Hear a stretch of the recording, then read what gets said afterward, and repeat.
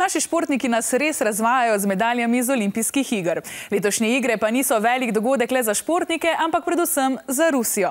Naša Tina je obiskala Nastjo, katere starši so iz Rusije, a živi v Sloveniji in olimpijske igre nadobudno spremlja. Привет, я Настя. Один раз в год я еду в Россию, потому что там мои родственники, бабушки и дедушки.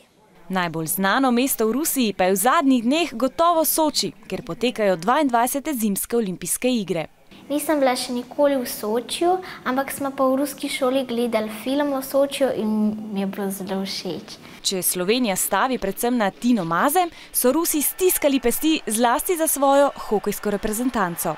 Navijam tudi za Ruse pa za Slovence, sam če med seboj tekmujejo, pa to pa ne vem. To pa je bolj težko sam. Zdaj pa bolj jaz navijam za Tino Maze. Nastja se s sorodniki pogovarja v ruščini, prav zato tudi obiskuje šolo ruščine v Ljubljani. Tam se učimo brati, pisati, zgodovino imamo, pa pravljice kakšne tudi preberemo, pa pesmi se učimo. Rusija je po površini največja država na svetu in je 850-krat večja od Slovenije. Glavno mesto je Moskva, prebivalcev Rusije pa je 70-krat toliko kot nas. Ima zelo veliko sosedov, ima pa veliko morja, pa ima puščave, veliko umazanije tudi in veliko snega.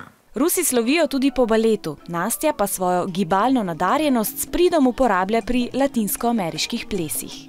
Veliko korakov se naučiš in meni se zdi, da to, ko boš velik, boš tudi mogoče malo uporabil.